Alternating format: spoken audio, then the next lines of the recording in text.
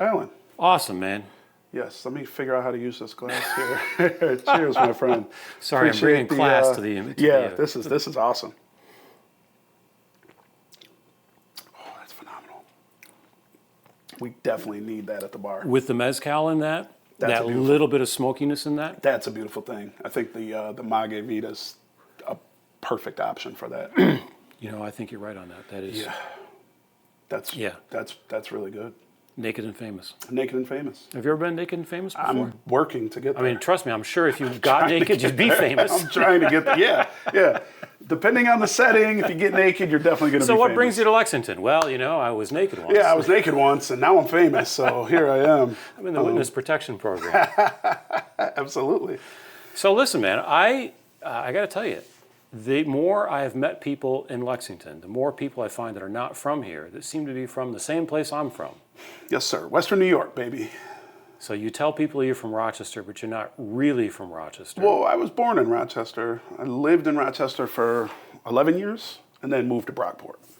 So I started in Rochester, but I grew up in Brockport. Was that an upward movement? It was definitely an upward movement. It's definitely an upward movement for sure. Where were you in Rochester? The west side, 19th Ward, Garfield Street, Chili Avenue. Thurston Road. Anywhere near Bull's Head? Right near Bull's Head. My mom used to actually work there. My mom worked for Bull's Head. Kataya's Meat Market. So you come up Bull's Head. You had the fork coming off of, what is that, West Main? We were if you're looking at the fork, we were either fork would have got you there, but we were the left fork. So there's a tiny little street that goes off the right fork. There is a tiny little street called Willowbank Avenue. Oh, yeah. My dad grew up on Willowbank. Man. 3 Willowbank. Small, Used to live around the corner on what was it Story? Story Street or something like that? Was nearby? Troop Street. Troop Street. Definitely no Troop Street. Troop, Curlew, all that. Yeah. He's got 2 younger brothers, twins.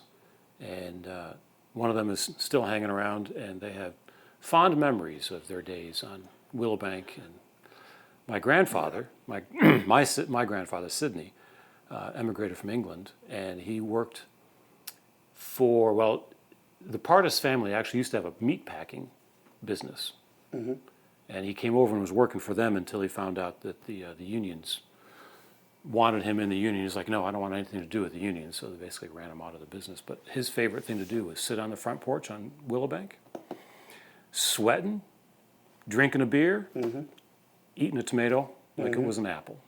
Any salt on that? Salt? Sweating, yep. My grandmother worked at Sibley's eventually. Oh, yeah, Sibley's. In the toy department, I think. I'm guessing it was the toy department only because we always like to go to the toy department. I remember Sibley's, we would take class trips to Midtown during the holidays and go ride the monorail and all that. And I think Sibley's closed down when I was young though, so I don't know too much about it. Yeah, it's been a while. Yeah. So Bull's Head. Bull's Head, yeah. My mom. Who would have known that? What a small world, man. Yeah, I'm not lying to you. There's no way I could be lying to you knowing about Bull's Head. No way in hell. Right. But Fodler is where my mom and dad worked. Retired from there. Fodler was right off West Avenue, right by the Canal Bridge. I forgot the name of the street. Cairn Street. Cairn, Cairn. Worked there forever. Grew up around the corner, and then they got enough money where they could go out to Brockport, build us a giant old house, and moving on up, a little bit of land, and live the dream, On the canal? So, we weren't on the canal. We weren't far, though. Canal was about 5 miles south. Lake was about 15 minutes, 20 minutes north, and it was nice out there. It was nice. I don't know that I've spent very much time in Brockport. I want to say when I was in high school, I think there were, listen to me lying like a son of a bitch. For a number of years, I was a member of the Brockport Fire Department's marching band. Yes. The Brockport Fire Department is a volunteer fire department. And in New York and a lot of areas, they have carnivals Oh, Every fire department runs a yeah. carnival. Oh, yeah. Every weekend there's a carnival It's like going the on highlight somewhere. that's my summertime, man. Yes. Hilton, Hamlin, Brockport, Spencerport, Attica, Yep, Darien, Alexander. Fairport, Parrington, all of them. Yeah. All the way out I was at east, all everything. of them. I had the uniform on, playing the trombone in the marching band. I got to ride the fire trucks. Hell yeah. Like every kid's dream. Yeah. I'm riding down the street, hanging off the back of a fire truck. Yeah. It was a riot. Man. That's awesome. Man. What a way to grow up. So yeah, but that said, other than the weekend that the Brockport Fire Department actually hosted their carnival, I don't think I was really in Brockport much. No, But I was hanging out with the Brockport Fire Department band Yeah. for a lot of years. Yeah, it's such a cool. Well, I mean, it was a cool town to live in and grow up in, and we had a lot of freedom though back then. You don't really have that anymore. So Yeah, kids could go be kids. I literally rode my bike. I rode my bike from Clarkson, which is where my mom moved us to Albion. I don't know if you know the distance between those two things, but it's not a Generally short speaking. distance. No. But there was no worries, The biggest worry was riding on the main roads and cars hauling ass, going by. So Yeah, and generally speaking, nothing happened. no. But if it did, you're like, hey, that's part of growing up. That's the chaos. That's the you can't be fragile. We're talking about fragile and We're anti-fragile. talking about that. Absolutely. And that's how you do that. You find out that you can. Mm-hmm. Like I used to ride from my house in Batavia to Alexander, and that's about a 20-minute drive. So it's probably in the vicinity of 25 miles or something like that.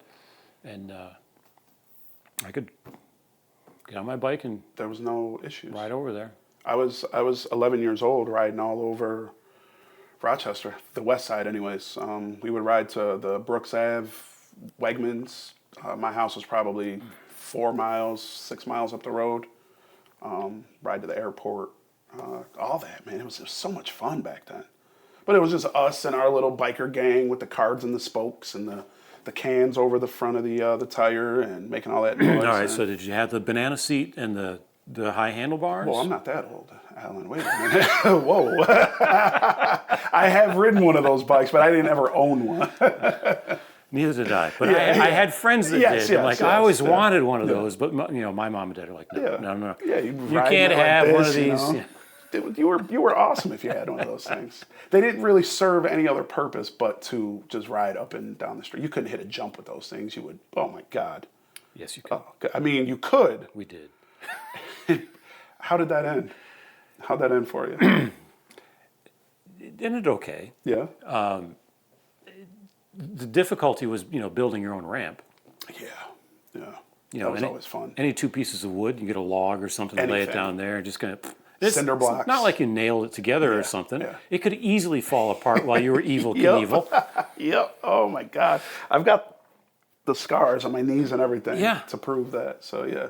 Yeah. Again, kids used to be able to be kids. That's when things. Actually, on my way here, there's a kid. You jumped over a.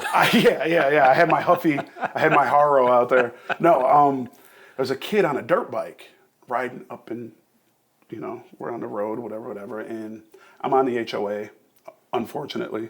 So we get all the complaints and everything, and people on Facebook will complain about these kids. They're riding their dirt bikes up and down the road. Now, granted, yeah, there's a little bit of risk involved with cars and blah blah blah, but they're riding dirt bikes. Leave them alone. They're outside enjoying themselves. They're falling off. They're getting getting some hurting vitamin themselves. D. They're getting some vitamin D. They're finding their limits. Exactly. Like, leave those kids alone. But they could be out doing anything else negative. They chose to do that. Leave them alone. I don't have any issues with it. I want to ride the damn thing. I just know I'm too old. I don't recover like I used to. So in my head I want to, but my body, it's not going to happen. Yeah. So in back in those days, in the carnival phase, what was your favorite thing to do at these carnivals? Drink, talk to girls. That's all we did. We used to go to the. Because they used to have a beer tent. They did. And it was strictly like you went over to this tent just because you could drink beer. You could drink beer there, and that's all they had there was beer. And they weren't really strict about who could be in there. Nope. I knew my friends had older brothers and sisters, and they used to get us in. And, Let's just tell you know, when you were there was music provided in there. there was lots. Loud, Oftentimes by a volunteer fire department band. local. Yep. And it might be that some of the people in that band might have been 16 years old. Absolutely. It's like, well, I'm with the band. Yeah. Hey, I want to watch. No.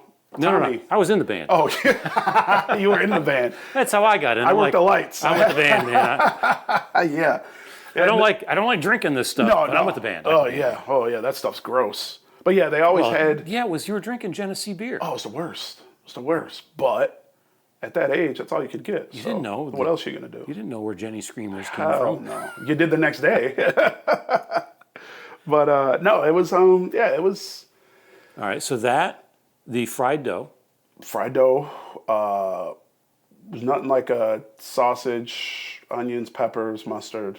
And then there was some kind of wheel that you could gamble on or whatever. There was I got it.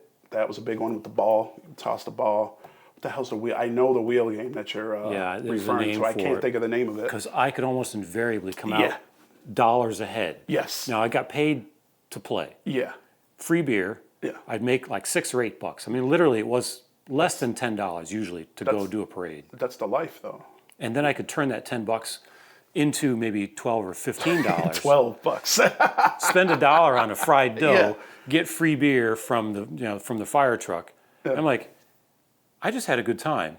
What else Somebody can you gave me a ride over here. Yeah. And I'm like, and it didn't cost me anything. What I else actually is made there? money. I got paid Yeah. to go You got paid to go have eat, a good drink, time. and have a good time at a carnival. That's the American dream right there. And next weekend I would do the same thing all over again in a different In location. a different town. Yeah.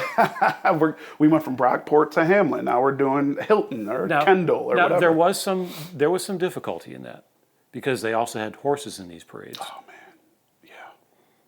So you learned to march around them. Yeah. There was definitely things you had to miss. Road apples. Yeah, oh, yeah. Oh, big ones. Yeah. Yeah.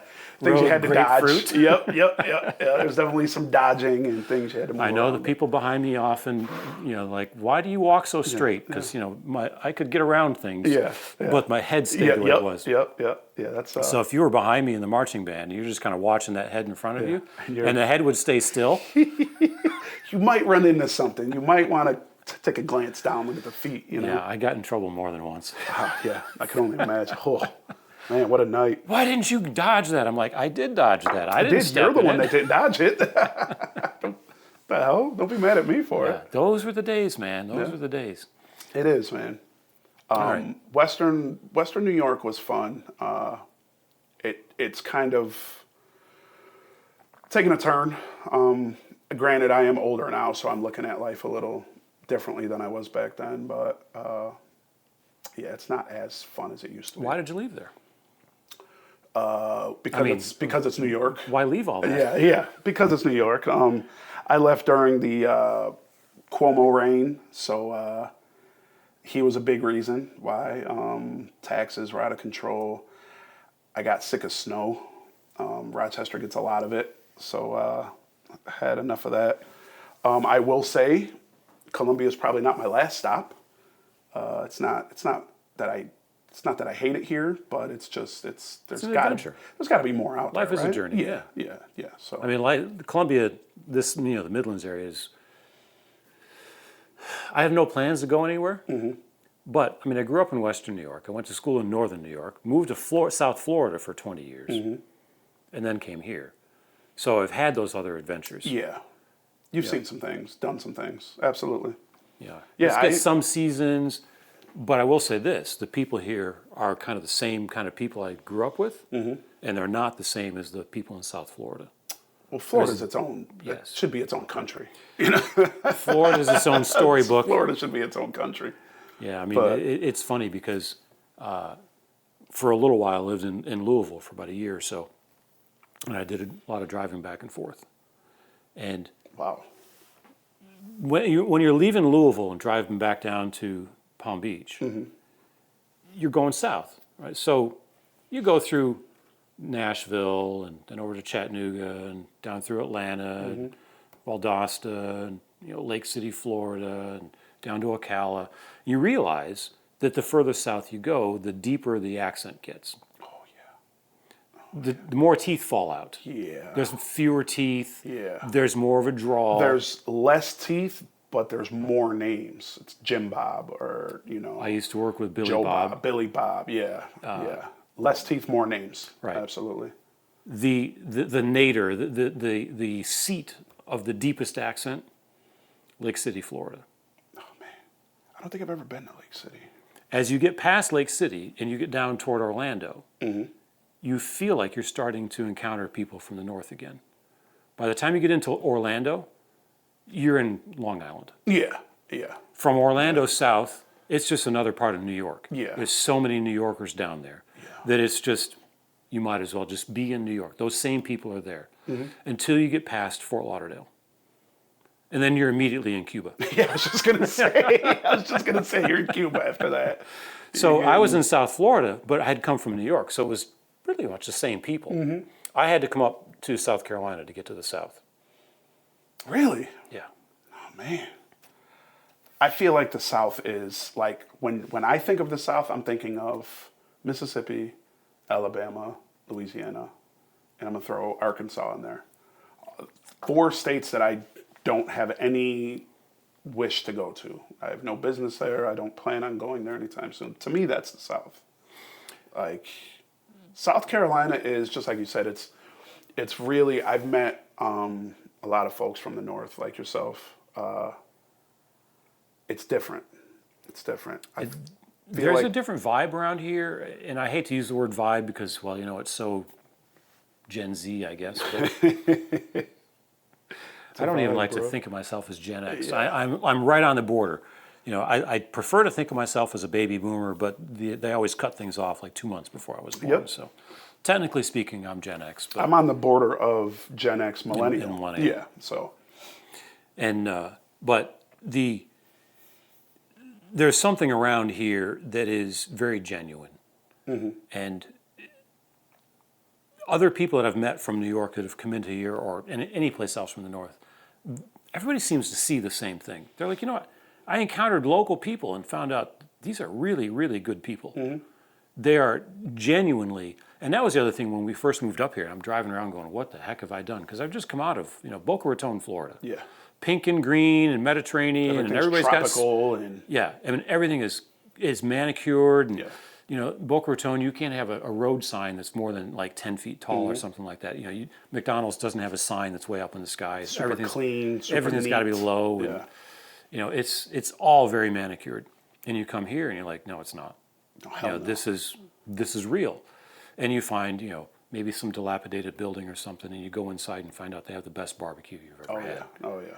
You're like, oh, I've been missing out. Yeah. That curated life I just left, I don't want that. I want real life. And for that reason, I don't know that I see myself going too far Yeah. past here. I can see But that. that's only because I've been around in different places. So, I don't know if I were to do it in a different way, I probably would do things a little different. I don't think I would end up just staying here.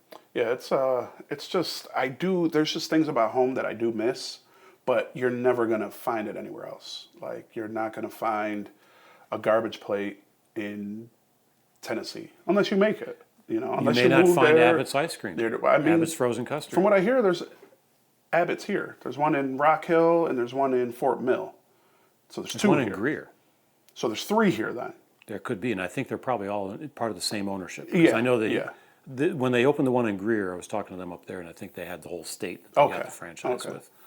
Well, but Abbott's is good, but it's ice cream. It's worth the drive to Greer, man. It's definitely worth the drive. It's worth the drive for about 10 minutes of Nostalgia. reminiscing, and then you got to drive back. Like it's like okay. I take a cooler with me. Well, true.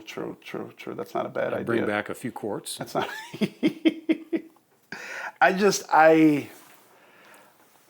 I've like reached that age to where I don't know what it is that I'm looking for. Like I don't know where I want to end up, and that's kind of a good thing. So in the meantime, you're hanging out as a bartender at Barrio. Barrio, yes. Now, Barrio hasn't been open even a year yet, has it? Nope, will be a year at the end of October. So you didn't come here to work at Barrio. Hell no, I didn't come here to work at Barrio. Well, where were you before that? I was at a tire warehouse. I'll leave the name out of it, that way I don't get any sort of legal action against me. But tire warehouse, long days, minimal help, minimal resources. I'm big on the mental health thing, and I know when I need to leave. I know when I need to make a move, and I know when I've reached a point where it's like, okay, this is no longer serving me. This is no longer benefiting me. Yeah, the money's good, but money's not everything. But I'm going home and I'm hearing the forklift beeps in my head when I'm waking up or I'm falling asleep. You know, I'm going to sleep with those noises in my head. No. So I left there in April. Went full time for Barrio. I actually got thrown behind the bar. I didn't. Did you have bartending experience? Zero. I knew what. So you got hired as a bartender without any experience? I got hired as a bar back. So I got hired. I've actually attempted that. Yeah. So I have this dream to be a bartender. Oh, I mean, come on over. We're looking. Someday I'm going to be a celebrity bartender. Naked and famous. That's Cheers, my friend. Yes. I will get this on the on every menu. We're going to do it. This is actually very good. This is really good. So I got hired on last October. And by the way, the mezcal sidecar. Oh yeah, this is nuts. This might be my illegal new favorite. añejo. And I don't mean that it's actually against the law. No, it's the illegal. Yeah, and it's really good. So good. Between the two of these things together, I'm like, this is a combo. I'm slowly becoming a mezcal slut, and I'm here for it, and I love it. So, got hired on bar back last October. Just part-time, couple days a week, some extra money for golf and liquor and things, you know, whatever. And my full-time job didn't work out. Went full-time with the bar, Barrio Tacos and Tequila. Come on over and see us. I got thrown behind the bar one night. One of the bartenders called out. They said, Tristan, you seem to know a little bit. So here's a well. We need you to go down there and we need you to start making drinks. And I said, okay. I can pour shots and whiskey on the rocks. I can do that very, very well. I'm not sure I'm that good with a rock. Yeah. But neat pour. I can handle a neat pour. Oh yeah, neat. I'm the best beer pourer in Lexington County. So, but yeah, so I just took on that role, and here I am. And you got the whole world of whiskey opened up to you? Oh, whiskey, tequila. So I was always a big whiskey guy. Grew up drinking whiskey, love it. Not grew up drinking whiskey, but you know. Okay, teenage at years. 11 you weren't drinking whiskey. Yeah. But like, you 16 know, maybe. 16, 17, 18, yes. I always drank Jack. My dad drank Jack. My brother drank Jack. My uncle drank Jack. So that's kind of what I was kind of predisposed to that life. Realized that Jack had some really good offerings. Some of the Gentleman Jacks, the single barrels. Anything in like the small square bottles. Exactly. Not the tall or Exactly. rectangle. The tall rectangle one. Yeah, okay, you can leave that aside. You start talking But about... they're little small, squatty Exactly. square bottles. Exactly. Most of those are fantastic. Phenomenal. Some of them are overpriced. They are. I actually I found a Jack 10-year in Georgia. Last year's or this year's? This was like 2 years. It was when they first came. It was the first year. So you got the first year of the 10. Yeah, the first year they I've actually been came told out. that 10-year from that first year is better than the 12-year was. Is it? Because I got the 12-year earlier this year. I way overpaid for the 10-year. Yeah, I'm way jealous. overpaid. But I had to have it. I've got the 150th anniversary. I've got the Sinatra Select. I've got the Sinatra Century. The Sinatras are not as good. The Sinatra, really? Oh, I love the Sinatras. Really? The Century's phenomenal. Have you ever had it? I've not had the Century. I bought two. I had this Sinatra at a hotel in Nashville, right off the music strip there or whatever. But I had the Sinatra and the 10-year-old. Okay, so I haven't had the 10-year-old yet. I haven't opened mine yet. And I think it was the second 10-year-old. Okay. So the 2023, I don't know if it's a 2024, but Okay. They were good. I don't remember what I paid for the drink, but you pay less for just a drink than you would for a whole bottle, which is kind of why I did it. Yeah. But I was there, and my intention was to go to the Jack Daniel's distillery the next day. Yeah. And That's on the list, the for bartender's like, don't bother. Really? Because I said I was going to get the 10 or 12-year-old because they don't have any. Tri-County. Yeah. Yeah, it's in a dry county. You can't, but they do sell it at the distillery. Oh, okay. All right. But they're out of it. You can't get it. Yeah, that's really hard, and that's why I think the price tag on it, like knowing. So for the 12 year, I think I paid 140 for the 12 year. I paid 220 for the 10 year. Yeah. But I had to have it because I was never going to have that opportunity again. I said, you know what, gotta have it. That's what happens. Swiped it. It's mine. It's you get that need for I've got to have this. You know, it's the fear of missing out kind of. It's the FOMO. Yes, for it's sure. the the neighbors might have this, and it's a prestige thing. Yeah. And like I've got a bottle of the Johnny Walker Blue up here. I'm only going to buy one. Yeah. Never buying another one. Yeah. No. Yeah. You bought it to have it. Yeah. Try it. Okay, it's good. It's not that good. Yes. And it's like $250 a bottle. That's like the what's the Classe? Classe Azul? Yeah. I'll never buy one of those. No. I've had it. It's a gimmick. The bottle's pretty. Yeah. Okay, cool. Whatever. And there's a lot of that kind of stuff out there. Absolutely. Absolutely. For what it's worth, a bunch of the things in the Jack Daniel's lineup actually are kind of worth it. But I do think, at least on the secondary market, the 10 and 12-year-olds probably not worth that. They got the Coy Hill. That one is just astronomical. I would probably buy that if I could find it. If you could, it's in a small bottle though. The bottle's little. It's only like that. Is it $375? I think so. It's little. It's tiny, and I was seeing them online for like $500. So I bought 2 bottles of the Century, one for $400, one for $500. Had a death in the family. Opened one of them. Drank it extremely irresponsibly. I wish I could just go back and save a little bit. You served it to the deceased? Well, I mean, I think, actually I did. I poured some over the casket, yes. I was just in a world that I didn't want to go to or be in or whatever, and my mom and my brother, and we all just sat because we all drink Jack, so we're shooting $500 Sinatra Century. Nobody's caring about how it tastes or like what they're experiencing. No, just killing it. So now that I think back, I'm like, shit, I wish I would have Can't believe I chugged that. We literally chugged it. It was gone in probably a day. Wow. Yeah, but I got another one. Probably going to open it for another special occasion, my daughter's wedding or something like that. Don't hold it for a death in the family. No. This one will be to celebrate and uplift and whatever. So at a dark time. Yeah, at a dark time, it was kind of at a dark time is when you need to do that to make you realize this is what life is. Well, this brings brightness to an otherwise dark world. Sure, but when you're broke like me, $500 bottle of Jack is not the one you do it with. I could have bought 40 other bottles of something else to uplift and all that. But that's the unique thing about all this stuff. It's like all this High Cotton, William Allen stuff from Hollow Creek. Yeah. You're not going to break the bank on this. No, it's and that stuff is awesome. And you get the local story. Like this is somebody that's hey. So Craig Amick and his wife Meredith. He is a nuclear engineer. Yeah. I think he works for Westinghouse. This is fun for him. It's like this is fun. I got a family history that used to make moonshine in the woods. Yeah. Maybe we can make it make it legit. Yeah. So it's like a hobby. Let's go do this. Yeah. I'm like, Craig, when are you going to make this a full-time thing? Because you're just it's a license to print money. Mm-hmm. His wife Meredith is an environmental engineer. I think is her title. She works for what used to be DHEC. DHEC just split up, and so she's with whatever the environmental agency now is, Department of Environment. I forget exactly what it is. And so this is like a part-time pursuit. Erin Thomas, who works there, she's an athletic trainer. Oh man. Her husband is the athletic trainer over at Lexington High School, but she likes piddling around with things. Yeah.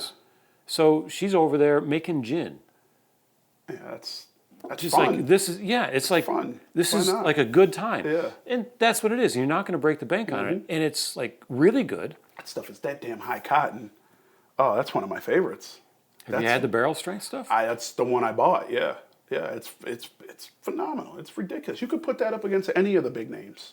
Yeah. You know, and it was made up the street by somebody having fun. You know, like how can you go wrong with that? Right. My wife had some of the William Allen at one point. We were there for a barrel tasting or something, and she was talking to Craig, and she's like, this reminds me of Widow Jane, Oh, yeah. the Widow Jane Decadence. Yeah, I could see that. And the Widow Jane Decadence is really good. Yeah. Yeah, and that's another thing that blows your mind. You're like, excuse me, but you did what? Well, we had bourbon, and we got these barrels that used to have maple syrup in them. Yeah. Yeah. And we poured some bourbon into the barrel, and we got maple syrup kind of infused into the bourbon. And you're like, so what you're telling me, this is like breakfast in a glass? Yeah, it's pancakes, waffles, French toast. Eggos. This is Eggo whiskey. Yeah. Yeah. And I'm all about some Eggo whiskey. I'll take that down anytime. Yeah, and she's like, that William Allen. She goes, that's heading into that same category of stuff. And it's so versatile, man. You can do so many things with it. Like, just like you said, maple barrels. You're doing wine barrels. You're doing old-fashioned barrels. You're doing I'm anticipating the next big thing. Like, I can't wait for the next big thing to come out. For these people who have this lineage of, like, back in the day, they were doing this stuff to support themselves, their families, whatever. Now it's gotten a little more mainstream, a little more commercial, where people are doing it to experiment, but they're still putting out great product. Well, Amazing product. I have it on, let's say, I've heard across the wire that Hollow Creek's maybe going to experiment a little bit with some different barrels. I'm in. Sold. Can't really. Tequila. I mean, of course they would. I mean, anybody would, right? Yeah. It's like, well, okay, we've got the stuff. Now what can you do to Yeah. take the next step or whatever? How do you set it's just like an athlete, what kind of work do you need to put into to set yourself apart from everybody else?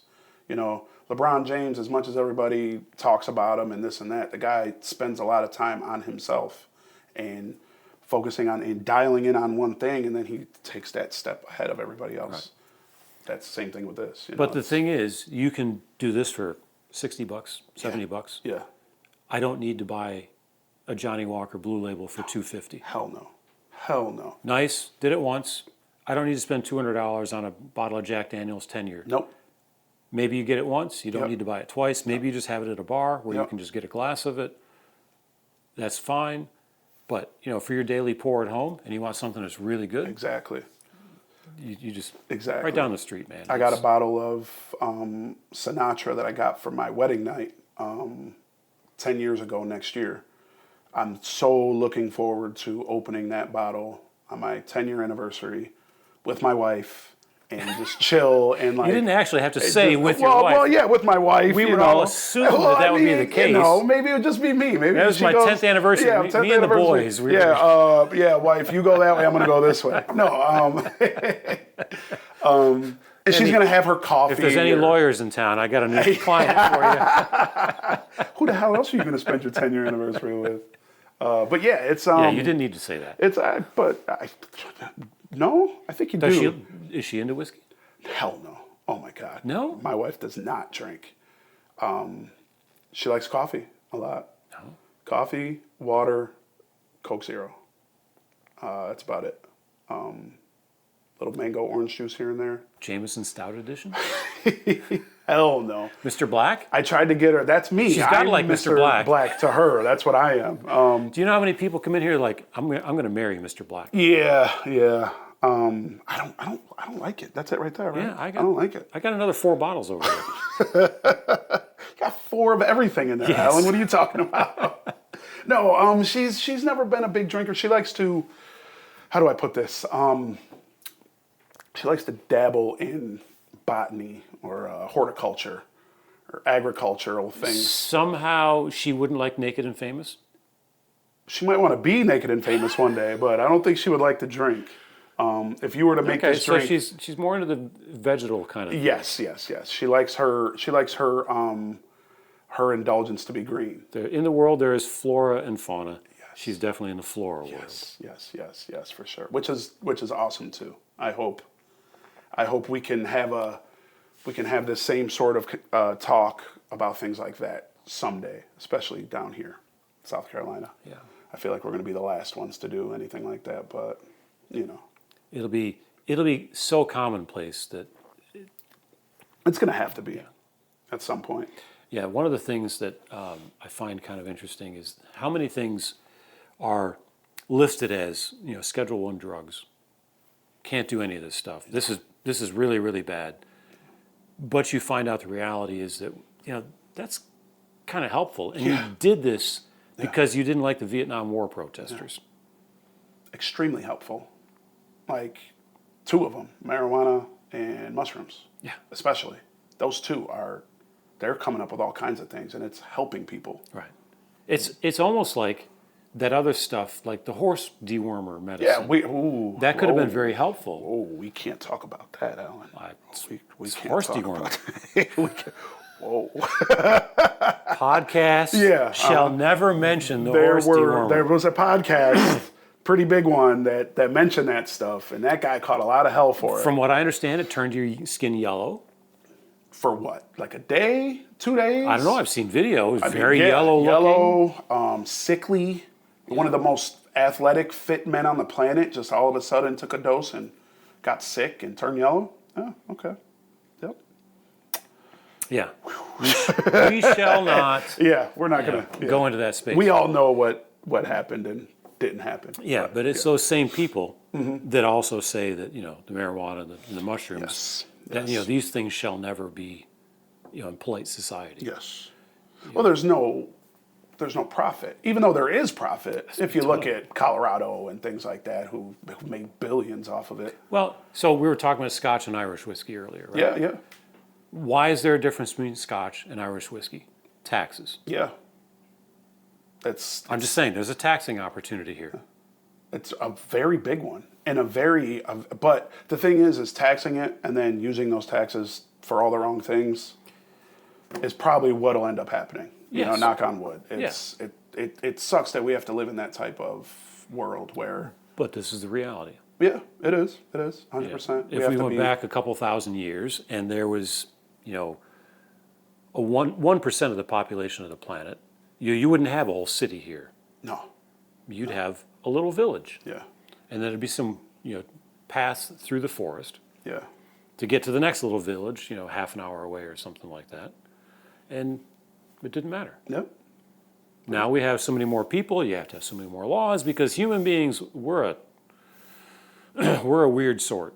Yeah. We are uncontrollable. Yes. We are all a bit wacky. But somehow we get together better than chimpanzees. I mean, if you put a bunch of chimpanzees in a room, let's say like a classroom-sized group of chimpanzees. It's going to be a melee.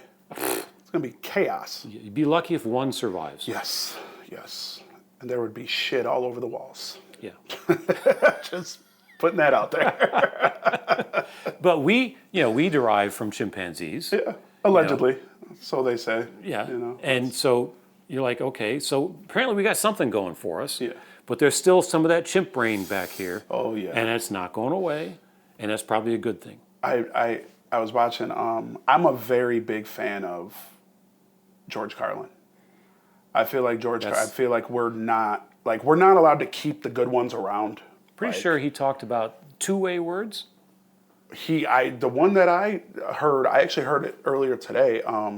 He said, I love to meet people and to speak to people and see the universe in their eyes because it's only that one.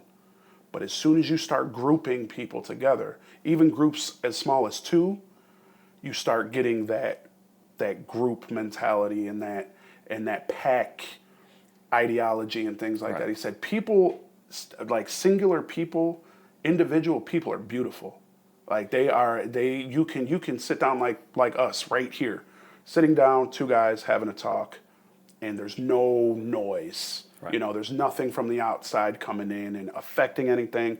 We don't have TV on. We don't have our phones out. We don't have any of that. This is beautiful. If I can guess what you're going to say, you're just an ideology. Yeah. And I'm not interested. Exactly. If if I can't guess what you're going to say, I don't know where you're going to go with something, I'm all in. Yeah, yeah. But That's two people talking. there's got to be that. But as soon as you get a group, Yeah. now it's that collective conscience. There's got to be that humility to where you need to just, for now, we're going to shut up and we're going to listen. We're going to speak when it's our turn, and we're going to learn things. We want to learn here, like Scotch and Irish whiskey. I had no clue about any of that, and I just learned that. That's awesome. Like that's what I seek, This is the whole point of this, is for people to get together. Yes. And to be able to exchange and get to know one another. And I won't be able to go into Barrio again with the same idea, with the same, I'm just going in to get a drink. Yeah. There's somebody there that I'm going to know. Absolutely. It's like the old Cheers bar. Man. You go to someplace where everybody knows your name. Mm-hmm. You walk in and I'm like, you know what? There's a person there that I can connect with. Yeah. Yeah. And maybe you don't say anything at all. Maybe you don't need to. Yeah. Maybe it's just like, I came in here, had a good time, Yeah. talked to somebody else, but Yep. there's someone else there It's just like the barber shop. Barbers, like that's. I go to the barber shop. My wife's like, oh, I can just buzz your hair, or this person, that person. I said no. I go to the barber shop for a reason, because we talk about sports, we talk about women, we talk about things that guys talk about. Of course, we talk about women, Alan. Stop. Of course, we talk about women. Talk a lot about women. But it's just it's what we need as humans, man. You need that sort of unbiased conversation where you can. Is that what you like about bartending? Do you find that when you're bartending that you get to actually talk to people, unlike you might if you were a server? I love bartending because I'm a very open-minded person, and I like hearing from different people. I don't care what group you're from, what color, race, ethnicity, religion. I don't care about any of that. I like hearing who you are as a person and like how you move. And I've learned a lot at the bar, some good, some bad. A lot of people have come to the bar that I don't like. But it's going back to that fragile thing. Well, I know I don't like them, but they're not going to make me fragile because I don't like them. It's okay. I know what I do like. I know what I don't like. They don't fit that mold that I have. Granted, my mold isn't made out of titanium. My mold's very flexible, and I can bring you in or push you out, whatever. But I feel like bartending is it's right up there. It's a service, man. Like, people go to the bar for other reasons than just to get drunk. They go to the bar to escape maybe a half hour of their life. They had a long day at work, things like that. It's cool to be on the other end of that. I think I had an interesting conversation yesterday, and it was reference to somebody being a loner, and I'm like, I don't think they're a loner. And it was, part of the implication of the conversation was that I might fall into that category of being a loner. And I'm like, no, I wouldn't say that's the case. I would say I'm attracted to people that will leave me alone. Yeah. Let me do my thing. Leave me alone or let me do my thing. Yes. That's not being a loner. That is, I want to do my thing, and I want to get respect from someone else to say, you should do your thing. But when I want to have interaction and conversation, I will go out and seek that interaction. Mm-hmm. I don't want to go out by myself and just sit there like a bump on a log. Yeah. And that's hard to do. That's a skill that's actually very, very hard to do, to go out and say, you know what, I'm going to go by myself someplace, and I'm going to interact with somebody. And I don't know how that happens. It happens to me. When I was in Nashville at this hotel and sitting at the bar there, and next thing I know, I'm talking to this other couple about, where they are, and they snore, and he snores, and, this other guy comes in there, and he's got this business that does payroll processing, and someone else comes in there, and he's got a business that does, I don't know, it was just weird stuff. And this lady comes in there, and she wanted to know how old she was. How old do you think I am? I haven't figured out how to answer that question Yeah, yet. that's a tough one. How often do you get that question? Oh my God. More How than old I'd do you like to think I admit. am? I always say, I always say 39 for old ladies, 29 for younger ladies. And when the younger ladies say, I'm only 25, well, you look mature for your age. Good job. You're doing well. You're better at it than I You're am. better. Yeah. Yeah. I try to answer the question. The guys, I say, yeah, you're old as fuck, dude. You're just an old bag. That's what you are. I'm amazed how many people actually ask that question. Yeah. Why'd you only ask for her ID? Well, because she doesn't look as old as you do. Sorry. But, you look older than her. So, yeah. That's one of those things, it's like a third rail thing. The number of people that have asked me that question, and all women, have asked me that question, I think just even in the last 3 months, I'll bet there's been half a dozen or better. Mm-hmm. And I'm like, I thought this was verboten. I thought you were never allowed to actually say this. Yeah. Or, and you're specifically, I'm like, this is a trap question. Mm-hmm. And why does it matter? And then they'll insist, no, it's not a trap question. I really want to know what you think. I'm like, okay, so I'll really tell you, and then you'll tell me how wrong I am. Yeah, and then you'll get pissed off and call me an asshole and whatever. Yeah, it's not the first time. It won't be the last time. And yes, by women who, sometimes my wife. Yeah. Now I'm And I know how old she is. I think I do. Maybe she's been lying to me. Maybe. I do enjoy learning about people. I feel like I'm a big, especially men. Men to me are fascinating because they're so extreme with the way that they operate.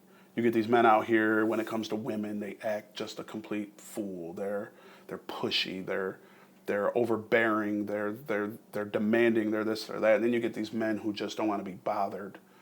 And I look for the kindness in them all. Like that's my scale of a real man is how much violence can you inflict, and does your kindness match that and or overpower it? Right. Can you be kind? Can you control your violence? Yeah. Can you be kind and be able to understand somebody in crisis, or be able to help someone that needs help, or recognize it, or even tap into your own feelings and your own whatever's happening up in your head, and be able to navigate that. But when some shit needs to go down, you're able to perform that too. But that's becoming a rarer commodity. And it's terrifying. And you see, I saw a video the other day. This kid attacked a teacher in a school. Yeah.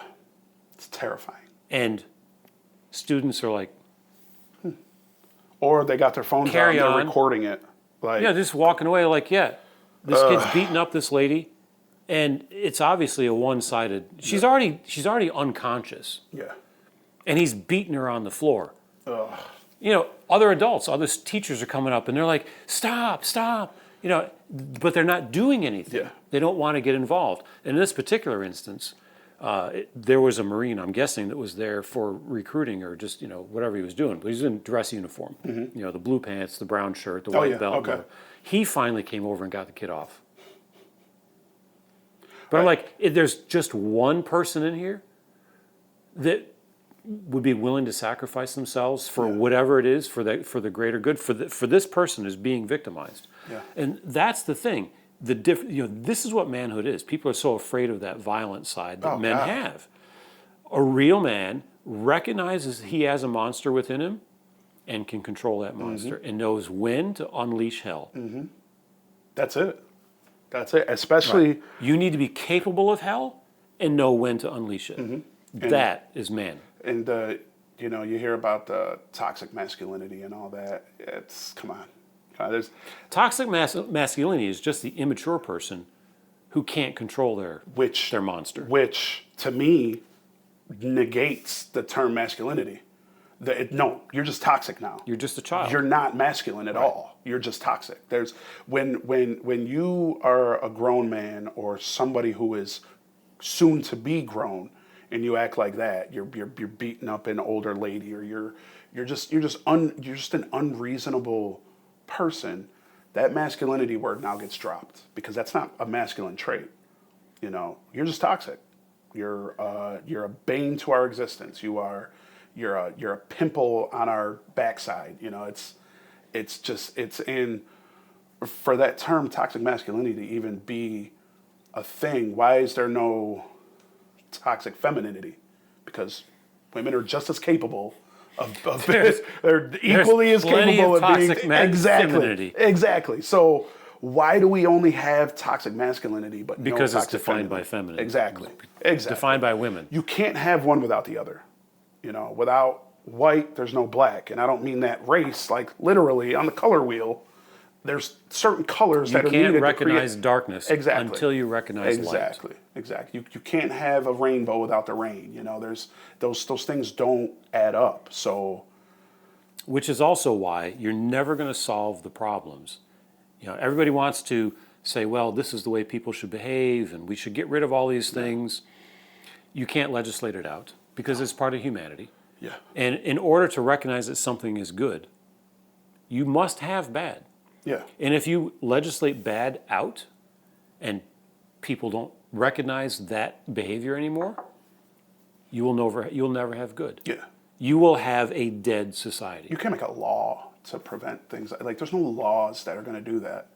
I mean, we've seen the war on drugs. Well, how well has that worked for us? We're at the highest OD rates we've ever had, In order to enjoy a sunrise, a beautiful sunrise or a beautiful sunset. You got to wake up when it's dark out. Right. Yeah, it's got to be dark out. For right. You, you have to go, you know what? Last week there was a hurricane coming through here and it was just gray and there was nothing. Yeah. But man, look at the beauty of this sunrise.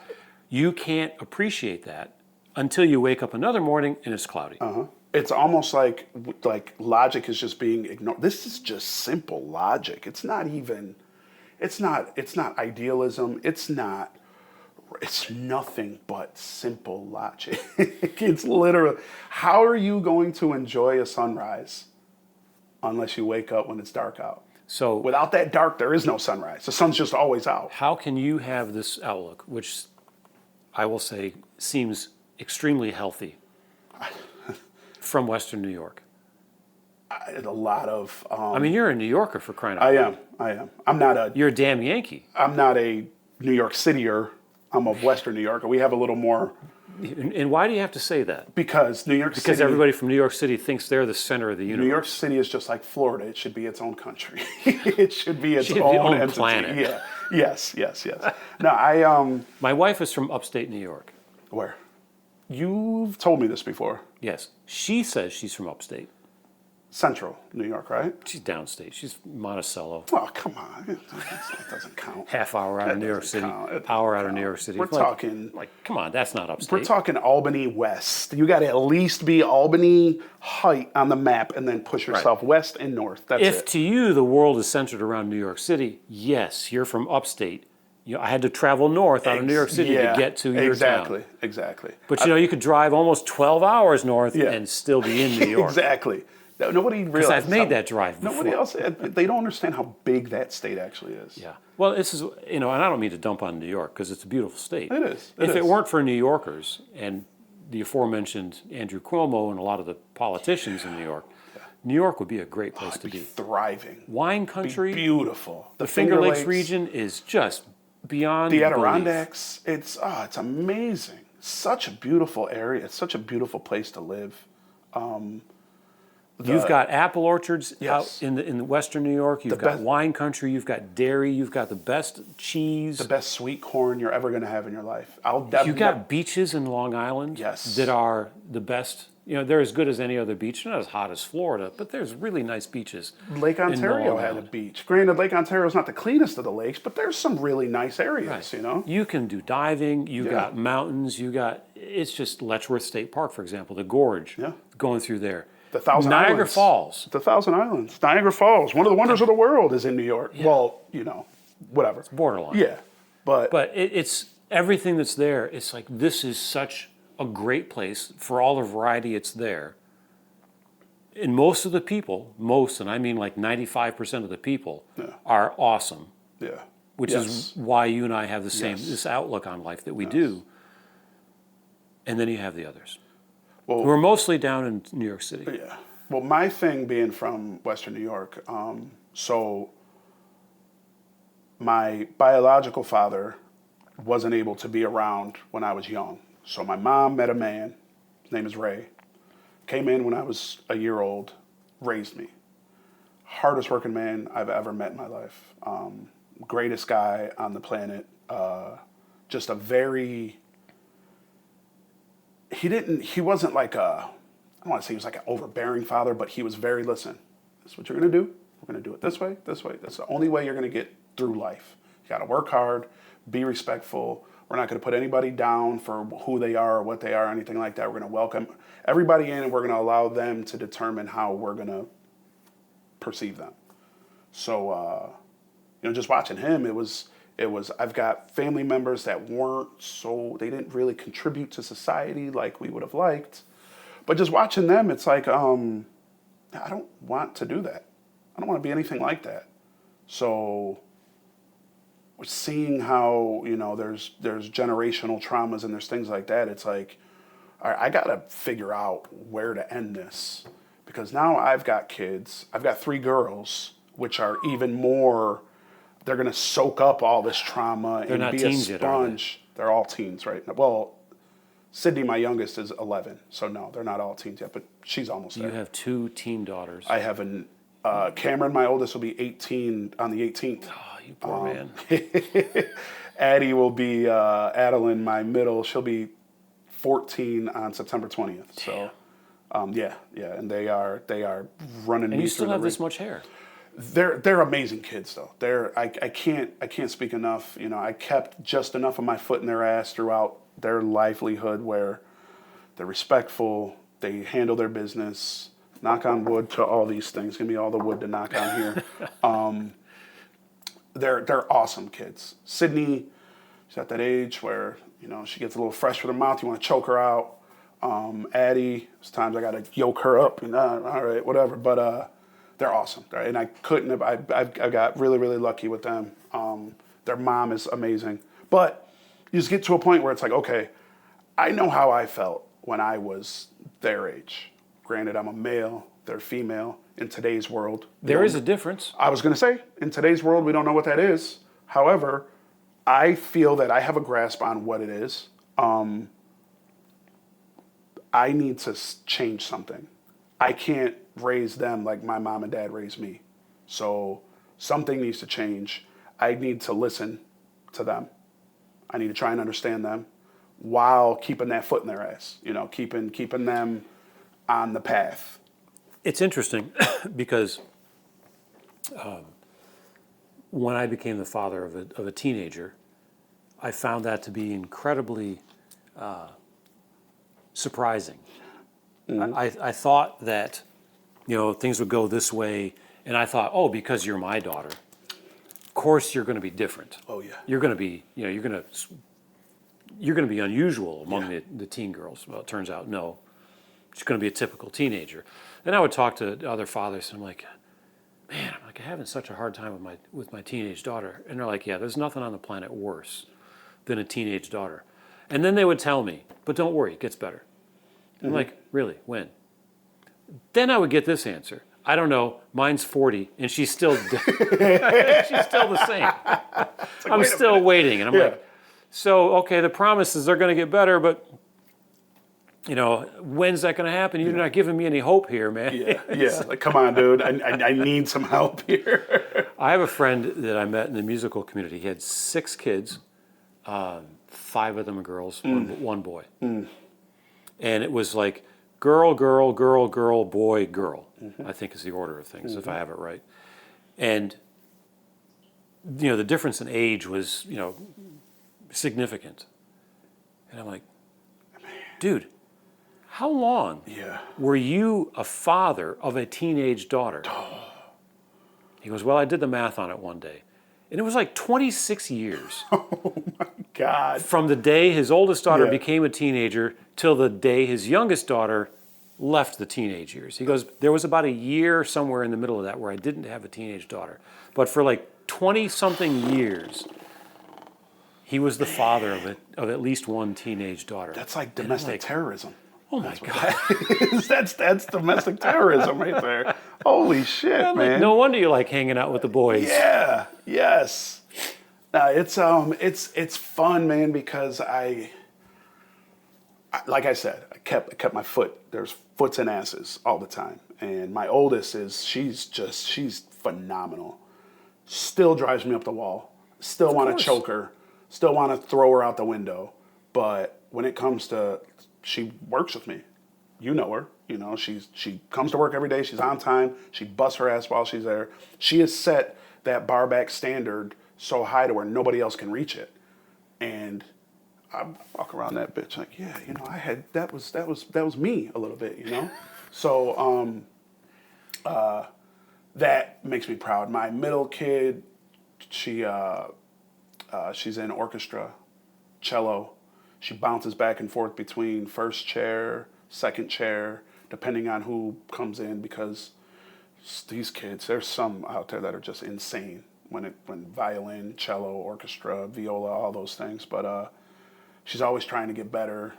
She's big into hip hop, which is my thing. So which is a big orchestra genre. Exactly. So she's kind of the hip hop symphony. Yeah. So she's weird like me. I see a lot of myself in her. And then my youngest is just weird, but it's weird in all the right ways. You know, she's into everything. She's very caring, very open-minded, very accepting.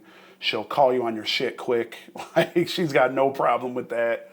But they're all awesome, man. And so it's seeing progress when you do make a change, like from the way that you were raised versus to how you raise yours. That kind of solidifies, okay, well, maybe I am going down the right road here. You know, maybe it is working out. So who's the musician in your family then that your daughter's taken after? Is that you or your wife? My wife played the viola for like that long. Like talent musician wise? I understand she also played trombone for a short time. Yes, She too. I have that in common. She did, yeah. And the other thing that's Brockport to Lexington, South Carolina, the connection there is that my high school band director. Oh yeah, that's right. I remember this. I don't know if she had him. I think she did starting out. Yeah. What was his name? Neil Hartwick. For the people. Mr. Hartwick. Neil, yes. right. I remember. God rest his soul. He died a couple years ago. Yep. Rest in peace. Now, there's also a guy at USC, Kirk Randazzo. I think he's the chairman of the poli-sci department. If he's not, he's a poli-sci professor over there. But I think I recently saw that he's the chairman of that department. He's also the voice of the marching band. So if you go to Gamecock games, he's the voice of the marching band that comes in. I gotcha. A guy named Kirk Randazzo. I gotcha. Saxophone player. Loves jazz because Neil Hartwick. That's awesome. He's from Brockport. That's the one. That's all anybody ever needs to do is just affect that one person. Yeah. And look at them now. Like that's it. And that's so with. But the connections. It's like I come to Lexington, South Carolina to meet people that we shared a high school band director. Yeah. I didn't know Lexington, South Carolina even existed until my sister-in-law moved here. They moved here. Like Lexington, okay. We came down to visit. I think their grandmother snowbirds from the Adirondacks. So I drove her car down one time, stopped here. I'm like, where the hell am I? Like, Lexington, South Carolina? What's here? We kept visiting, and then I'm meeting more folks from, New York, Syracuse, Utica, Albany, Rochester, all that. So yeah, and all the local people here are going, damn it, get out of here. Yeah, get out of here, Yankees. Damn Yankees. Yep. But what I have found, many of them are actually very welcoming. Yeah. Which is good to know. You get down to South Florida, nobody is from South Florida. No. I think I know 3 people that were born and raised in South Florida. Everybody seems to be from somewhere else. Yeah. And all of them are from up north. It's not like, people in Georgia didn't move to Palm Beach County or Broward County or Dade County or something down there. They're not moving to Sarasota, Tampa's not filled with people from North Carolina that Yeah. moved down there. People from Jackson, Mississippi didn't come around to populate Tallahassee or something. No. You know, No. it's No, it's all New Yorkers. yeah. It's all New Yorkers. You might want to take a little bit of a sign from that, New York. You know, there's a Yeah, reason that all these exactly. people are like, let's get the hell out of here. People want their freedoms, man. They want freedoms. They're sick of the weather. I mean, the weather's.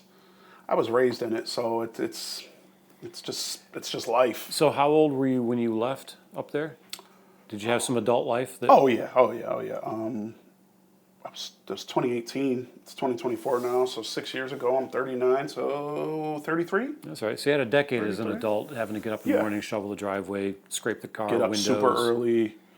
There were times when you're riding into work and the I mean, not snow's. for nothing, but I got out of there before I had to do that. Yeah, it's not fun. Graduated from college. 2 weeks later, I'm like, South Florida. I don't recommend it.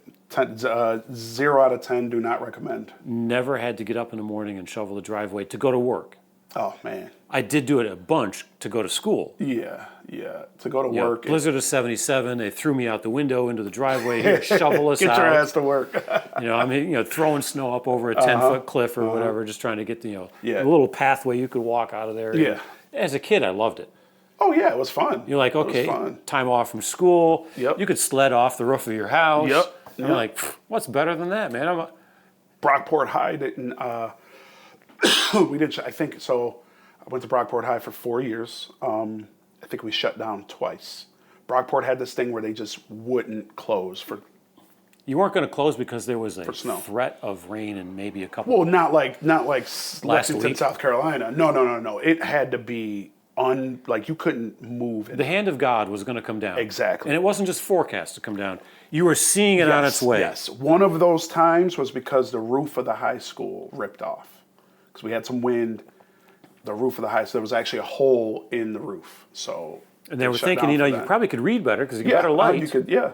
But they're like, nah, it's going to be snow in the school. Maybe not. Yeah, maybe not. Well, All right. let's give them a break. stay home today. Yeah, but But otherwise, it was like, this is what gets me going these days. It's like, oh, we're going to go do e-learning because there might be a snowflake or there might be a little bit of wind. God, that's the worst. And, this gets back to that fragile anti-fragile Yes, I was thing. just going to say that. And, it's just like, can you please be resilient enough to overcome whatever is there. You don't have to sit there and succumb to every challenge. No, you Now, don't. I will also say this. Do you really need to go out and challenge yourself too? Like, I might die in a car sliding off the road today. Like when I was in Louisville for a year, we were there during the winter. And, I grew up learning to drive in New York. Mm-hmm. So snow comes along and ice on the streets. I'm like, we're going to have fun. We're going to go out here and have a good time. But in Louisville, you don't grow up that way. So nobody knows how to drive in the snow. And how you know this is that while you're the one guy that does know how to drive, driving down the road, all the other cars are off in a ditch. They don't know what the hell they're There's doing. cars all over the place, sliding through intersections, and it's dangerous. I get it, because these people can't drive because they don't know how to. So I'm like, okay, you know what? Do I really need to put my life on the line to go to school today? Because I'm just going to have to learn whatever this is, and I can learn it online. So I understand both sides of it. Yeah. But I think there's something lost by it's too hard for you out here. You need to stay home because it's too dangerous. I think that's huge. I think that's a big, there's going to come a point where you need to learn. Right. You're going to need to learn to deal with life. Where are your limits? What can you handle? This is nature. We can't control nature. Right. You're going to have to learn at some point. So if you're going to tell me the world is eventually going to boil, can you handle hot weather? Exactly. Apparently you can't, because as soon as it gets hot, we're like, we got to have air conditioning. Yep. I've spent many a days on the back of semi trucks unloading tires and found my limit. All right, definitely. Yeah. Cranes and being up over the top of molten steel, and the crane fuse blows and the crane's stuck, so you're cooking in this box. I spent some time at was a limit. McDonald's cleaning out the grease trap. Yeah. Do you know how that smells? Oh, horrid. Horrible. Yeah, I feel like just as a society, we've if you look back to just history and what they had to endure, like the Civil War, these guys were trudging through, maybe not, I forget which war, but World War II, whatever war was in the wintertime. These guys were wearing like leather bottom shoes. If they had shoes. If they had shoes. Socks? What are those? Like, it's negative 10 degrees outside and they're going to kill the enemy. They didn't have tanks or Humvees or planes or anything like that. No, they were on foot with their muskets. Well, think about, Sherman's march through here. Yeah. I mean, you can go over to the Capitol and you can see cannonball marks on the building. Yeah. Okay, how did that get there? Well, because somebody fired a cannon from Lexington, Yeah. West Columbia, over the river to hit the Capitol building. Yeah. Where'd the cannon come from? Yeah. You had to drag it. Yeah. There's hills between there and here and there. Somebody was dragging a cannon Yes. and cannonballs. Who You mean you had a wagon filled with these big lead balls? who worked in the foundry that created that cannon? Like, how did you forge that? You're like, and I'm from Virginia, so how are you eating? So somebody clearly had to bring a whole lot of food along with them, or forage it from the fields. Or you're hunting on the way down, which is Right. work in its own. That's its own whole other chunk Yeah, of work. they got a whole bunch of wild boar that run Yeah. around here. Okay, let's go kill one of them with a sword. Yeah. Good luck, because they're pretty They're pretty lethal animals, yeah. And then let's pick one of them up. It only weighs 100 pounds, and let's carry it through the woods. Yeah. Yeah, you're On my back. battling all kinds of diseases. You're battling the common cold had to run rampant. Like, there was plagues. There was, come on, like, It's too hot. It's Yeah. too sweaty. I'm not saying we have to endure those things anymore because we're much more advanced, obviously. However, You do actually have to endure them so that you can find yeah, out that you can. we came from something. And that something that we came from endured all those things. So that DNA is still there. It's still part of us. So how are you gonna survive in this world? Why kids are riding motorbikes Exactly. up and down the Exactly. streets. So I have to ask you this question, because you dropped a little comment earlier about being part of the HOA. Mm-hmm. How'd that happen? I was sick of listening to people bitch and not do anything about it. So it was more to just set an example. I don't enjoy it. It's Nobody not something. does.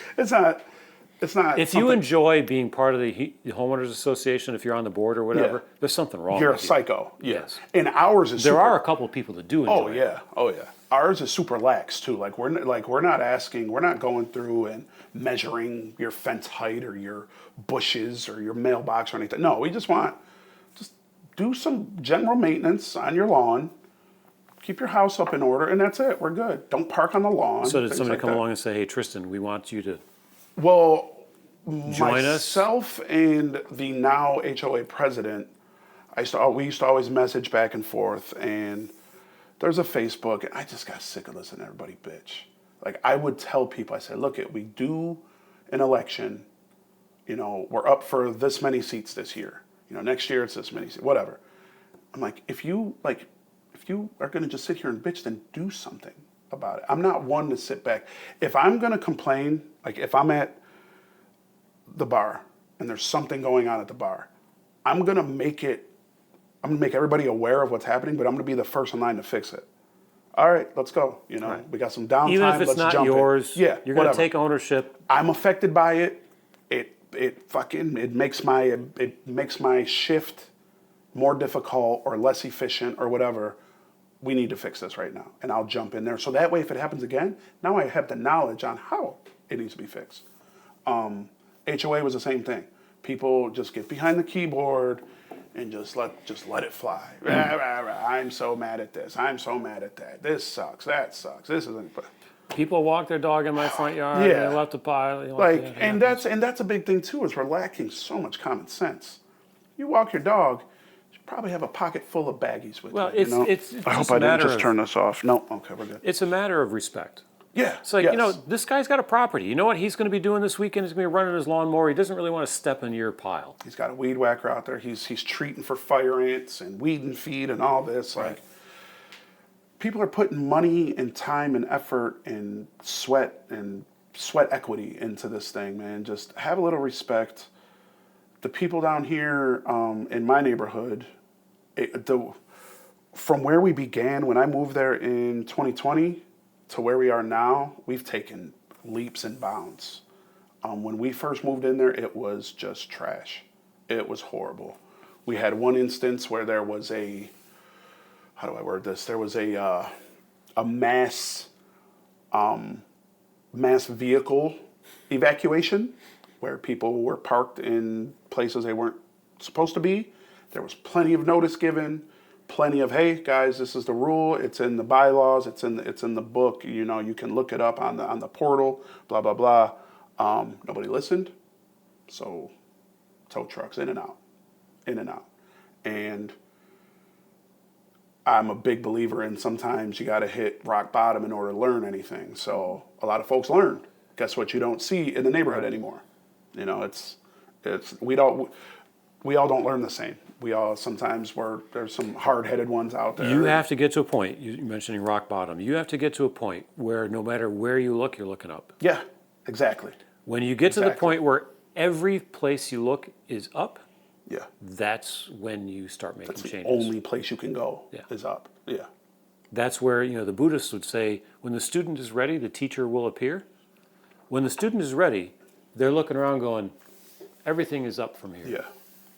Yeah. They say, you meet the devil at the crossroads. As long as one of those crossroads can still go down, you may very well go down that. But when you get to the bottom, and the only place you can look is up. Yeah. What are you looking at then? Yeah. You're looking up. It's. I think this is that's what let's say the Almighty. There's no better way to look at that. Mm-hmm. When the only thing you can see is looking up, that's when real learning takes place. Absolutely, absolutely.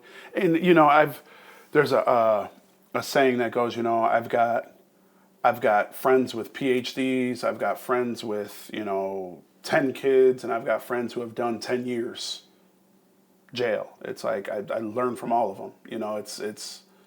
It's not. Those people have all experienced different things, and especially the ones who have seen the bottom. Some of them don't make it out. Right. But the ones that do got a story to tell, and they got education to teach. There's a book I read a couple of years ago, an English author, and I don't remember his name offhand, but the title of the book is Life at the Bottom. Mm. And he was a medical professional in London, I think, and it was a series of stories of the people that ended up coming into his clinic for one reason or another, and just this destruction that they were with. And it was a tale of, people, however bad you think your life is, yes, trust me, yes, there is somebody that has it worse. There is somebody on this planet that would gladly trade what they have for what you have. Absolutely. The other thing about that is that no matter how bad you think it is, there's somebody that would trade that position with you. And one of those people is you in the future. Mm-hmm. Oh, wow. Oh, yeah. Or if you look at it the opposite way, there was a point in your life when you were dreaming of where you are now, and when you weren't there yet, but now you're here and you think you're down bad or whatever. When you're 80-year-old Tristan, you're going to go back and look at 40-year-old Tristan and go, I don't care how bad it was. Damn, I wish I could go back. Yeah. Absolutely. I'm jealous of that. Absolutely. And that is a real driving force. Yeah. If you think about that, I don't care how bad you think it is. Trust me, future you is going to wish you were right here. Mm-hmm. I tell and maybe make a better decision. Yeah. I tell the girls that all the time, man. All the time. Like, you guys think because you don't have these shoes or your friends got this or your friends got that, you don't know. Number one, you don't know what they're going through that is negative or that is bad or whatever. And number two, there's somebody out there that has it worse off than you. So you should probably think about that before you start comparing. And right. Now, that's the classic, there's a kid starving in Africa right now, yes. Therefore you should eat your peas. Yeah. You're like, well, send him my peas then. I mean, the kid's starving. Yeah. Give him some food. True. All right? So, that's always there. And it's not that. It's not there's a poor kid someplace that's having it worse than me. Somebody in, in Indonesia is not having a good time, Yeah. or somebody in Canada or whatever. Like, well, the Canadians, that's another story altogether. But poor hockey fans up there. Damn it. But did you ever notice that you could identify Canadians when you were in Brockport? No, I always don't know- could. I don't know how many I ran across. I'm not. We did have two brothers that were definitely Canadian. The Fosters. They'll know what I'm talking about. They were definitely Canadian. And it wasn't just the way they spoke. No, but it was, no. But it was a little bit just the way they spoke. Yeah. But it was It was just the way that they moved about life. It's like there's something different about Canadians. Yes. You know what's even worse? French Canadians. Oh man. Oh. I'm going to get myself fired. Yeah. My former boss is French Canadian. My current boss is French Canadian. One of my coworkers that works for me is French Canadian. One of the guys, I had a guy that just retired that's French Canadian. Are we cutting this part out? I know. Shit, man. But it's fascinating because, so my former boss is in Huntsville, Alabama, and he's French Canadian. That's a hell of a jump. Good God. And when I'm interviewing for the job, I in the interview, I'm like, does your family hate you? Huntsville, Alabama? What the hell are you doing in Huntsville, Alabama? Oh my God. You're from Montreal. Yeah. And he goes, yeah, they disowned me. But it's like, because he took his kids away from, so grandma and grandpa are still back in Quebec. Oh man. But he's been gone for 30 years. But all the states you passed through, you picked Huntsville, Alabama? You drove through New York, Pennsylvania, It makes you think that maybe there's a commonality between Quebec relative to the rest of Canada. Maybe Quebec is versus Alabama. Maybe it's the versus Alabama the of rest. Canada. Yeah, maybe. It might be. It might be. That's one of those. We were just having that talk. It's all about how you think. South about Carolina is the South Carolina of the United States. One of the things I like about living here is that I sometimes refer to this as this is like the offshore third world country. Yeah. Without having to go offshore. Yeah. I can still drive to Atlanta. Yeah. You're not far. And that honestly was one of one of the things that sold us about moving here is how central it was to so many things. Charlotte's only an hour and a half away. The beach, the ocean's only an hour and a half. Atlanta's 3 hours. Florida's only 4 hours away. You're cool. You're in a real cool spot where you can reach a lot of things with a. That was actually one of the appeals from Louisville when we lived there. There was a lot of people would talk about you are a day's drive from 3/4 of the United States. Oh wow. And I'm like, really? But it's a long day's drive, but you can get from Louisville to New York in a day. No shit. Chicago. Oh, in less than a day. Detroit, the entire Northeast. From Louisville, you can get easily to Atlanta in a day. Okay. Less than a day. That's a short trip. Huh. You're New Orleans. You can't get to California in a day from Louisville. Well, no. But virtually 3/4 of the United States is a day's drive away. That's really cool. Now, that's also why there's a big, huge UPS hub. Yeah. Because it is actually so centrally located. But Louisville's a really cool city. Yeah. Aside from the flooding that, the Ohio River comes through there every now and again. Yeah. It goes, hey, we're in control. Yeah, wait a minute. You can enjoy your time on the sidelines over here, but every now and again, we're going to remind you that it's flood time here coming through here. But I will tell you this, thunderstorms, I have never experienced thunderstorms like I did in Louisville. I was going to say. Oh, my God. The ones down here are bad, so I could only imagine. The storms we have here, you don't have back home. The thunder and the lightning here is insane. I can only imagine what it's like out in the Midwest. So I grew up in Western New York, which is, Buffalo, Rochester. But if you look at where the Appalachian Mountains are, it's on the west side of the Catskills, the Adirondacks, all that's east of Western New York. Yep. Louisville is also west of that area. My wife hated it there in the wintertime because it's cloudy. All that weather comes across the plains, gets to it gets to the so-called mountains. The Appalachians aren't that big; they're certainly not nearly as big as the Rocky Mountains. Yeah. But this, weather patterns would come across, get to the Appalachians, and kind of rise up. So you had a lot of very cloudy weather on the west side of the mountains. Yes. Now I grew up in New York. So to me, Louisville was actually kind of like home. My wife grew up on the east side of the Appalachians. Oh, so she never Lots of experienced any of sunshine. that. Yeah. You know, you think of Florida as a sunshine state, Yeah. but a lot of the East Coast gets a lot more sunshine Yeah. than the west side of the mountains. So that's a difference.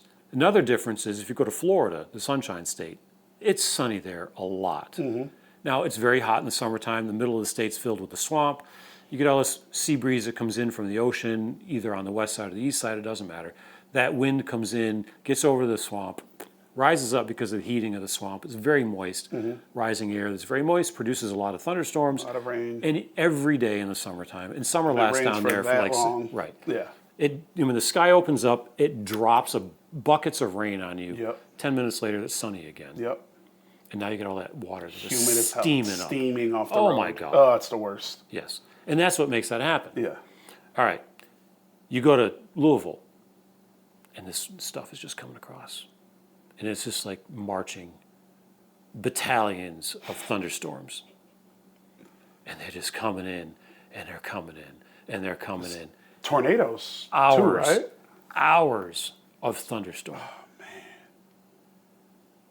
Just brutal sitting there. Now here, yes, you get some summertime thunderstorms. You get those pop-up thunderstorms like you get in Florida. You also get the ones that come across, like we had a bunch of rain from Debbie last week. And, you get things like that happen, but it's not like there. It's wicked. I can only imagine, man. No, that's a very Syracuse statement, but it's wicked. Wicked. If you're from central New York, you know all about oh man, it's wicked good. It's wicked. Wicked. Oh, man. But yeah, it's a whole different thing. But it's something you got to go experience. It's just something you start thinking about. Like where's a good place to go? I mean, we're here because I did research Yeah. into sunshine Yeah. because we didn't like it. I liked it. My wife didn't like it in Louisville. I'm like, what? It's cloudy. I can't take it. Like, really? It's cloudy here? It's like, wait a minute, yeah. Like, I'm used to this. What do you mean? Thank God for the internet. I could go online and like, well, tell me about sunshine day here. What is sunshine, Google? Turns out, if you're on the east side of the Appalachians, I'm like, oh, check it out. Oh, yeah. So we're like, all right, we're in Florida. We don't like all the, Florida has seasons, early summer, midsummer, late summer, and next summer. Yeah. Absolutely. I'd like to get some seasons back, but I want full-on winter. Yeah. So we're like, well, we have to go halfback. So Oh, the winter here is perfect. all right, so Winter here we'll is go awesome. back to do that. We'll get some seasons out of it. Yeah. But I'm like, you get a lot more sunshine throughout the year. I'm like, that's a really nice combination. So quite frankly, we're here because of the weather. Yeah. And that was a big reason that we moved here, too, was the weather. It gets hot as hell here. But It gets hot as Orlando here. what is... Also known as hell, What but is the extreme? Would you rather walk outside at 5 a.m. to brush your car off and it's negative 10 degrees outside and there's 3 feet of snow on the ground? Or wake up at your normal time, walk outside at 5 God a.m.? forbid you actually got to put a jacket on. Yeah, walk outside at 5 a.m. in the middle of July and it's 80 degrees out at 5 a.m. and throughout the day it warms up to 105. Granted, there's AC everywhere depending on your job and everything. Yeah, but it has certainly made it a lot more tolerable in that respect. Yes, But yes. that said, you shouldn't need it as much. No. However, I have a very well air-conditioned basement down here, It is beautiful which is down here. Yeah. quite acclimating. It makes things very comfortable. We'll say Yeah, that. and not everybody has a basement around here. And I grew up in New York. Everybody had basements. Yeah. Oh yeah. Every house had a yeah. basement. When I moved to Florida, I'm like, nobody had a basement. Yeah. And I said to a friend of mine who was a realtor at the time, I'm like, why can't you get a basement? He goes, Alan, we have basements. We just don't call them basements. We call them pools. Oh yeah. Yeah. Everybody has a pool. Yeah. When we walk downstairs from the first floor, I'm like, where the hell are we going? Like, what is he doing? We don't have these This is things the here. dungeon. Yeah. This is and it's a walkout. Yeah. Oh, which makes it even better. Yeah. It's One awesome. of these days, I'm going to have, walkout sliders over here. Yeah. The outdoor kitchen out there. Yeah. I'll be about 80 when that happens. Yeah, that's fine. That's fine. Better late than never, right? But people will still be coming over going, if I can come over, can I make you dinner? Yeah. Hey, listen, I got an outdoor kitchen. You want to come over and make a brisket? Oh yeah. You knock yourself I'm all out on about that. I'm all about that. How do you make your briskets? You were making a brisket yesterday, I think. I was until I have this rule. If brisket is over $4 a pound, I don't even look at it. And it is right now, so I don't even look at it. When I started making briskets, they were $2.69 a pound. So I haven't made a whole lot of them in How do you make 'em? today's. What's your secret? I don't really have a secret. Trim them well, make them aerodynamic, take out all the fat that's not there to render. That's all that hard, chunky, nasty fat. Take all that out. 1/4 inch of fat on the flat. I trim off a bunch on the point because it's got so much intermuscular fat in there. Salt, pepper, maybe garlic. I don't. Low and slow? How long? So I had a Weber for a long time. I still have it, but I've recently purchased the Kamado Joe, the big boy. I haven't used that for a brisket yet, but the Weber, my Weber used to fall anywhere from 250, 275. So wherever I just threw it on, whatever I need to do, wherever it falls, it falls. That's where we cook at. I'm not going to sit there and try and pinpoint a temp, whatever. Let it go to like 165, wrap it, throw it back on until it gets to about 203, 205. Pull it off, let it rest for a while, and slice into that bad boy. So just the meat. Simple, easy, not complicated. I don't do any of that. It's phenomenal how the simpler, the better. Yes. I had a ribeye for lunch today. I eat a lot of ribeyes. Oh, I love ribeyes. Love them. I buy it at Publix when you can get a standing rib roast. Yeah. For like $6.99 a pound or something Christmas like that. time. Yep. And Easter. Yeah. Oh, yeah. Yes. I'm still eating on the December things. Hell yeah. I took a package of ribeyes out today that were dated from December 2023. Hey. Now, we must have bought 10 of them. Yeah. I'll bet easily 10 we bought. Yeah. And then we bought another probably 10 at Easter time. Yeah. And you chop them up, throw in the freezer, take them out, throw them in an air fryer. Really? I've done the Salt, air fryer pepper, thing with the strip rosemary, steak. and Thyme? thyme. Thyme? Thank you. Bring it up to room temperature on the countertop. 8 to 10 minutes in the air fryer. Best damn steak you ever had. Mid rare? Yeah. Medium rare? Yeah. Yeah. Oh shit. I've done a flat iron So in the good. air fryer. I'm really big into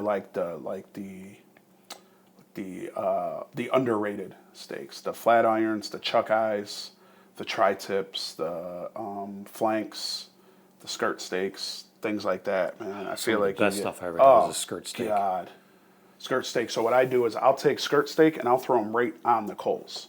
Like I'll lay out the coals and throw the skirt steak touching the coals and just let it go. It's so good, so good. Speaking of neighborhoods, when I was last in Florida, we used to lived in this little neighborhood. Mostly, middle tier, blue collar for the most part. And my next door neighbor worked for Cheney Brothers, food distribution company. Mm-hmm. And we decided we were going to have a little block party one day because, we like to party. Mm-hmm. So like, hey, what if we all got together and, you bring this and you bring that? And he's like, well, I can get the Cheney Brothers truck. Oh. Which is a smoker on wheels. Do that, please. Please do that. And he brings this over and it's filled with chickens and skirt steaks. Oh, man. Hell yeah. And this is like 20-foot smoker Damn. on the back of this truck. Man. Filled. And I'm like, oh my God. Now you're speaking my language. Those skirt steaks were so good. Yeah. Oh my God. And like, this is neighborhood. This is get to know your neighbors and, just, this is why you get outside. This is why you talk to the people that you live around. Yeah. Yeah, man. Because, like somebody knows somebody that, that does this or does that or whatever. And like, I know a guy that can.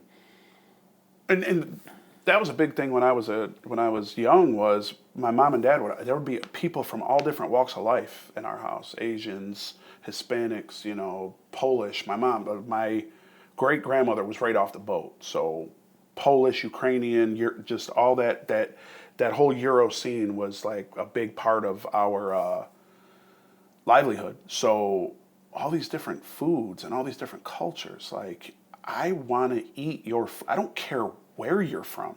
What do you guys eat? I don't like you. I don't like you, but I want your food. Yeah, what do you eat? Because I want some of that. Like that's like, oh man. And then New York, Western New York, there's a ton of different Jamaican, Haitian food. You got Puerto Rican food, Chileans. Like oh my God. That's the one thing that I miss. I miss the old pizzerias, man. The pizza, the Italians, the markets, the Italian markets where you can go get the best sub of your life. Like, they don't have that here. You don't have any of that here. So looking around for a good Italian deli. There's one downtown called Enzo's. It's a little pricey. It's on campus actually, USC. They're decent. They're good. They're good, but it's a little pricey. Like I was paying like $18 for a sub. They got good meatball sub, chicken parm. They got the Italian. They got a bunch of different things, but that's about as close as I've come. Yeah, it's hard to find. You know, like I always tout Claire and Ray's. Yeah. Long Island folks. I love their meatballs. Talking to a guy recently, actually this guy at the bar the other day from Long Island, he's not fond of their meatballs. He goes, their pizza's very good. He loved their pizza.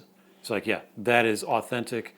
That is really good New York Long Island pizza. Mm-hmm. Rest of it, their fare, he was commenting, is somewhat typical. That said, I've had a bunch of the different things that they have. Their meatballs, in my opinion, are to beat the band. Mm. That is, I'm like, all right. If there are better meatballs, one day I hope to go try those meatballs. Show me, I'm from Missouri. But in the meantime, I'm sorry, but that's the standard. And I can go right down the road here in Lexington and go get that. Yeah, but then you get someplace like Cribs. And I've never eaten there. You don't go there for the food. Okay. You go there for the desserts. Okay, all right. Joe Crib. That's the one right behind the bar, right? Yes. Right behind Barrio? He has tattooed on his forearm, Sugar Pusher. Nice. Hell yeah. Joe's desserts, cookies, the cakes. Yeah. That's the. It's wrong to go in there. It should be illegal. That's the thing, man, is like, it's such a different, I feel like South Carolina, when people my age especially were coming up, is a lot of folks that I've talked to, they never got out. They never left the state. They never left their town. So they don't know what else is going on out there. Like Western New York, we had such an influx of immigrants, all that stuff was brought to us. Whereas down here, everybody was tight-knit. Families were, nobody was venturing out. So you don't have all those luxuries like Italian markets and Italian delis and bakeries and. You know what the local people do around here? What? Whiskey. They do whiskey. They do whiskey. They do shine. And I got to tell you, it's chef's kiss. It is to be appreciated. It is, for sure. For sure. That I will definitely give them for sure. I've had some good wings here. I've had some really good wings. Pizza's still debatable. Nicky's is good, but it always cracks me up because when I moved here 20 years ago, the pizza landscape was terrible. Oh man, I can only imagine. I mean, you had Papa John's. Yeah, you they had rave about Domino's. Marco's, like. Right. Well, Marco's was a new thing. Yeah, that came like 10 years ago. Ugh. I mean, the only non-chain, I think, was a place called Cardoni's, which is now Libby's. Oh, okay. Just right across from Barrios there. Yep. And we would go to Cardoni's because at least it was a local place. Mm-hmm. But it was like, But then I found one place. So, short little tangent. My wife's family's Italian. Off the boat, a couple generations back, her grandmother, Gigi Ma, was born in Harlem, New York. She was the youngest of like 13 kids or something like that. The very typical Italians. They laid tile. They did the whole thing. She grew up in this big family. You walk down the street to the Italian deli to get your meat to bring back. Every day, everything was about the food. When she was like 90, 92 or something like that, she was visiting here. And we went out to Antonina's. Antonina's, not there anymore, Okay. was out next to the high school. So there's a little Lexington High School. There's a little plaza that's on the same side of the road as the high school, and I think there's a Zebra Cleaner or something that's in that little plaza. Yep. And I think it's a Middle Eastern restaurant now. Yep. That was a little Italian restaurant called Antonina's. And we went there one night. We took Gigi Ma there. Now this is a lady. She's Italian. Yeah. This has been her whole life. Authentic. We took her there, and she's like, "I'm coming here for my 100th birthday." Wow. It was that good. Huh? It was that good. Wow. Lexington had Antonina's. It was that good. If you're getting approval from an OG like that right off the boat, that's real. Yeah. Because, she came in, started talking about something, and next thing you know, the guy that runs the joint, hey, you know where he's from? Harlem. Oh, yeah. Okay. So the two of them, they're like best buddies. And, if you ever met my wife's grandmother, she's, rest her peace, she died a couple of years ago, to 103. Yeah. That was the thing, too. They all lived so long. I can't imagine why. Yeah, my great-grandmother lived to be 101. She was a shot of SoCo every day. As soon as she woke up, she would drink SoCo before she put deodorant on. Brushed her teeth. She had a shot of SoCo. Yeah, and that was what we had. That was what Lexington had. Now that's awesome.